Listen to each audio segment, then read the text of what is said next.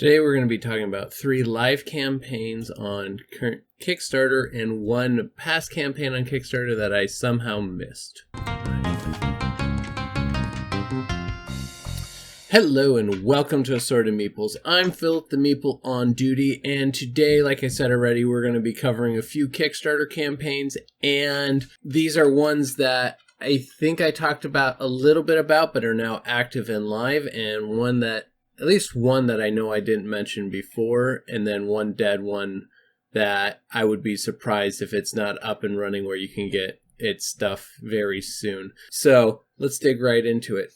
First up, we have Yield from BFF Games. This is the 3rd game in their Oshra series that has the fantastic artwork from, I'm not even going to pronounce his name, but it's there for you if you want to check him out. Now, this game is not like Hidden Leaders, where it's a deduction game where you're trying to meet your win conditions. This is a area control worker placement game that is building on a lot of the history they've already started building in Hidden Leaders, and I really enjoy what it's doing. And they're also coming out with a art book as well to go with it that brings a bit of depth to the world, more depth to the world than already is. So they're showing a lot of interaction and strategy. It's going to be a lighter game, but it's still going to have all those components where you are going to have to figure out what you're doing versus what your opponents are doing, and probably try and figure out what your opponents are doing before they can do it. So very little luck. You got hand management, simultaneous action selection, area control, and movement, asymmetric player abilities, deduction, the Emperor's Mad, Old Dynasties Arise, prequel to Hidden Leaders. We will be victorious in battle and emerge as the most powerful dynasty in Oshra. These guys do set up a very good campaign. So you're going to be moving your armies, conquering as many fortresses as you can. Who wins the most valuable fortress in the game wins. There's how to play the rule book. You can get the print and play to check it out, or you can play it on Tabletopia. I like Tabletopia a lot better than I like Tabletop Simulator on Steam. This is a great website, and the controls are much easier to understand and less chunky and blocky than Tabletop Simulator, in my opinion. You're going to have 5 double-sided colors to be a part of, 2 board types, 30 strategy cards, 72 battle, 16 army meeples, 72 fortress tokens, and 1 battle round tracker. Expansion includes more player characters and cards across the boards. The art book is going to cost you 30. Strategy tarot cards are going to cost you 9. You can check out that if you want. My problem with this one is the access to Pledge Manager and the print and play. Get you $1. The art book and storybook is $33, it looks like, in American. The Kickstarter edition is about $70. The expansion with it puts it up to $96, and then if you go all in, it's about $123. That's where I become a little hesitant on this game. Actually, a lot hesitant on this game. I don't have the money to put down on this game as much as I want to support these guys at BFF. I don't have $120. Actually, what's the shipping? Hold on. Does it have shipping? That's a good question. Shipping costs to the US, so $123, basically $140 to throw at this game. I don't have that at the moment. Sadly, I don't have that at the moment. But I really enjoy what this game is doing and how they've set it up. I think this is going to be another great one from them to really do what they want, which is to create a good strategic depth in a game without making an incomprehensible rule set laid over top of it. So, unfortunately, I'm not going to be backing this one, but I wanted to bring it to your attention so that you guys could get it if you wanted it. This is going to be a good game. It's going to be a very solid game in any mid-weight player's library. And it comes with a very deep world that they are building in and around their game set. Piri Pir Summoners.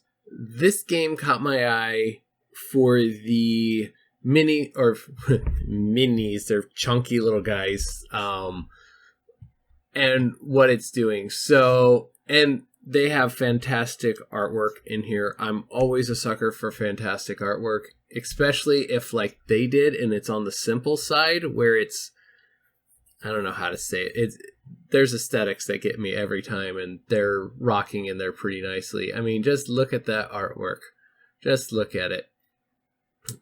In a lush valley blessed by the spirits, a tribe of summoners thrives. In gratitude, the tribe commits to a sacred duty, sending summoners to bond with powerful spirits. Each summoner embarks on their own path, engaging in rituals and facing competition from their peers. Only the most skilled can complete this formidable challenge. They are making a tabletop game that is both simple and looks gorgeous just sitting on your shelf, and that I do well as well. You're going to be placing cards. There are 4 elements, 4 suits, and each of those beats another suit. Area control, occupy territories, gain mana from opponents, activate summoning using your mana. You can aid your, if you're not watching what's going on, you can aid your opponents as you go along. Can be used defensively or aggressively, stay vigilant. I have not dug fully into the rules of this, and I don't think their setup for explaining what's going on is necessarily the best. But, so select your adorable one meeple, strategically collect cards for summoning, trap and bait opponents, gain territories and mana, summon your spirits. And again, I haven't watched a lot of content, mainly because I haven't been on computer watching any content much recently. You have quite a few good playthroughs from people that I trust. They have a very good reference of influencers to go ahead and content creators to go ahead and make hairy game lords. I now have a content creator I need to go check out. They did a very good job on that. The game, like, these are 65 millimeters, which they're pretty chunky boys. So my brain just shorted on what that conversion is. I also like that the deck of cards is also just a deck of cards. So if you wanted to play with these for anything else, you can as well. Now, this is not their first time in creation. They have Tawa, Moki, Woodis stacking easy games to follow is what they're building, table games that sit on the table. My problem with this game goes in like the yield for what you're getting. It's about $56 for a base pledge for a deck of card, some tokens, and 4 wooden meeples. This is, I don't care if they're big chunky boys. That is in my opinion, too high for what you're getting. There's more stuff you can get. There's also the add-ons. The add-on that you can get as well is a stand to display it, so you can just sit on your coffee table or your counter, and then the player mat, as well as all their previous games, are able to add on here. I do not see for $91 the table set and the display and the game. I don't see it being worth that value. Now, I am curious. I want to actually read art design, element card, colored edges on cards. Ooh, nice. They are, where are they at? They are getting close. Upgraded spirit card design. I really enjoy what they're doing with this one. Again, I just feel like it is out of price and out of my price range at the moment. Sadly, because I would back this one. I'm just not paying that for that right now. I have Gen Con coming up, Railroad Tiles coming up, and the next one in the field as well that is pulling me towards money. So this is Iliad and Ichor, 2-player strategy games by Reinier Knizia. And please don't murder me for my pronunciation of names. I can't do it anyways. This is 130,000 of a 15,000 goal, which, not surprised. He has created a ton of really good 2-player games. Lord of the Rings, Lost Cities. Is that Royal Visit? And I can't enter the dungeon. Welcome into the dungeon or something like that. I wanted to play that one. I just never have got. Or no, that's not that one. That's a different one. I'm terribly sorry. That's a very small video or box on there, and I messed up. So sorry, that's the wrong game, and I can't remember what that title is because that box is way too small. These are 2 very nice 2-player games set in the Greek mythological world. Iliad is around the battle for Troy, and obviously the Iliad. Vie for the favor of the gods in the Trojan War, struggle between Hector and Achilles. And Ichor, outwit your opponent in an asymmetric strategy battle between Greek gods and monsters. This looks absolutely fantastic. They're doing a very good job on this one. You get the fabric bags as well as the expansion to Ichor for free when you back them, which I think is a great thing to do. You get all the content for the base price coming in at $58. And I think that's an absolute genius thing to do, because you get all the content and you don't get much of the extra stuff, but you get free gifts that will not be in the base games.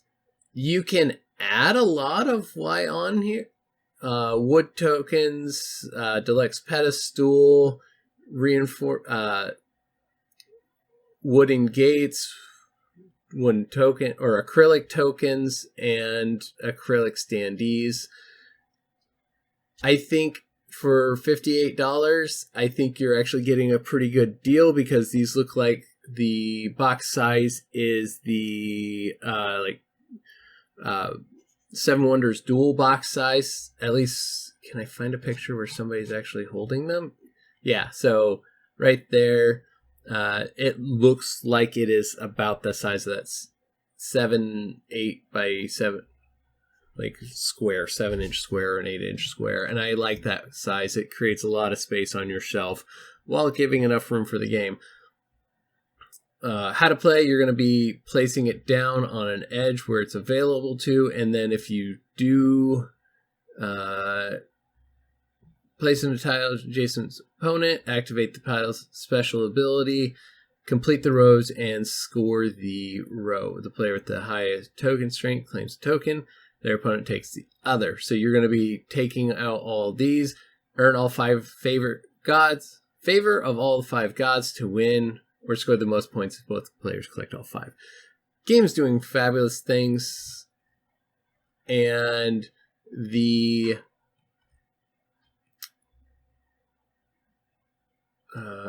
did they not? Oh, there it is. You're going to be moving a character around as you wish, or until you run into another figure, leaving behind a trail of your tokens. Activate one-time ability. So, if you get the most control tokens on the board, you win.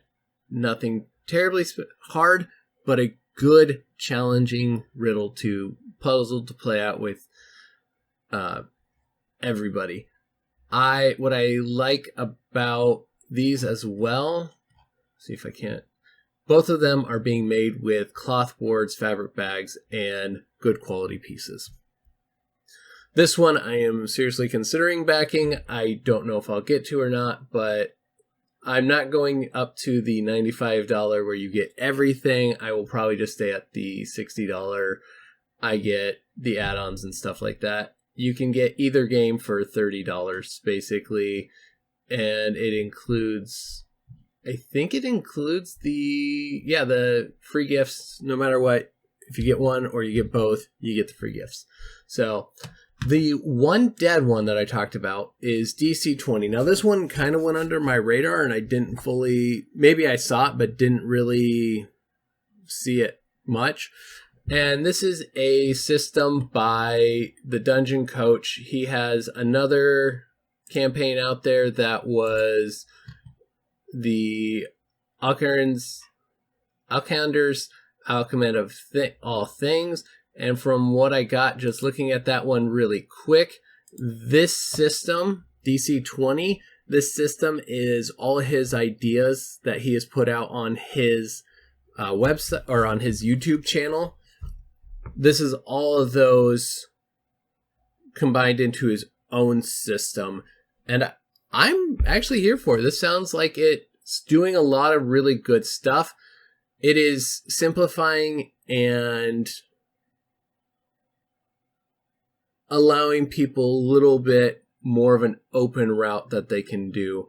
I like the 4 action point system, which really allows for some other things. Dynamic agency, player gets 4 action points in combat, spend on a variety of actions, both on and off their turn. Everyone has resources to spend in unique and custom ways. Become the character you always wished you could be with iconic, unique abilities. Choose your own primary attribute and customize your ancestry to create a truly one-of-a-kind character. Exciting mechanics, rewarding high rolls, so nat 20s are going to be across the board, not just in combat anymore. And empowered game masters, 3 pillars of the game: social, combat, and exploration. Gives the DM the tools to tell more cinematic, immersive, and epic stories. I didn't find this one until after it happened or closed and I was away from my computer to talk about it a bit more. It had this isn't still going, is it? I didn't think it was. Hold on. Oh! I'm an idiot. This is still going. There's only 60 hours, but this is still going. Never mind. Back this if you want to. Wow, I'm an idiot. So it's got a little over 2 days left. PDF version is $30.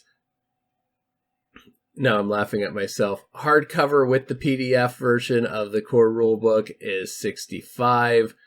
Digital only of everything is $95. Core set is $145 with the hardcover. And there's a deluxe version for $265 plus some extra goodies in there. 4 tiers, stretch goals. What stretch goals have they got? Monster Pack PDF, which is a good one. 5 EDC conversion. Spellblade class, PDF, one-shot collection, monster collection, monster starter pack, magic item collection. Okay. So there's quite a bit of things coming there that add in. Advanced guide for collection upgrade. Oh, cheat sheet. PC and GM cheat sheets. 1 million regen character. Advanced guide collection upgrade. I will create a pre-made character sheet for all 13 classes. Backstory and personality traits to be able to pick up and play. That's actually a pretty nice one.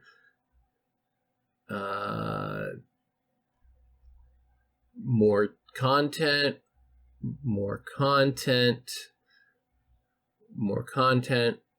They're not quite to the 4 new ancestries: Terraborn, Goblins, Gremlins, and Shadowborn.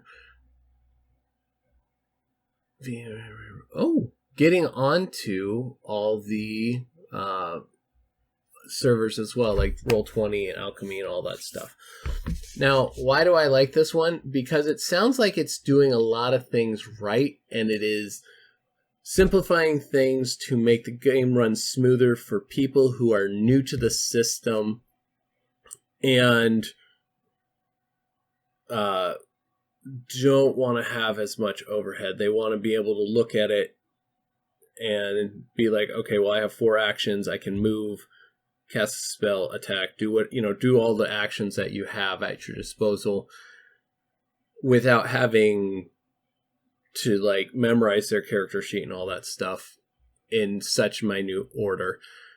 I like that they're getting rid of the 6 ability stats and moving down to 4. I think 6 is a bit overkill most of the time, although I don't know why they didn't just drop it to 3 so you have your mind, your body, spirit, but that's another thing. The ancestries and creating your character sounds like a good way to go. And I feel like this could be another good one. While it did come out later, I think he took the time to get his stuff all in order before he jumped out and put this out there in the world. Unlike, like Tales of the Valiant is kind of a Pathfinder to 3.5, or D&D 3.5, which is just a kind of a clone going in the direction 5e was already going and expounding upon it even further. This is a streamlined twist to make their own system from 5e, and I think that's actually really wonderful. That is everything I had that I wanted to look at. I did not realize the last campaign there is still live, so if you want to back that, go ahead and click the link and follow it, and go ahead and back it. I think the OGL scandal was great for role-playing games in general, and can't wait to see how all those systems play out. Especially at Gen Con, it's going to be a loaded year for RPGs, so if you're going, look forward to seeing you guys there, and getting to play some games there. Go ahead and check out all those campaigns, and we will see you guys next time. All right, bye. If you like what you just saw, please support us by hitting that like button and subscribing to our channel for more great gaming content.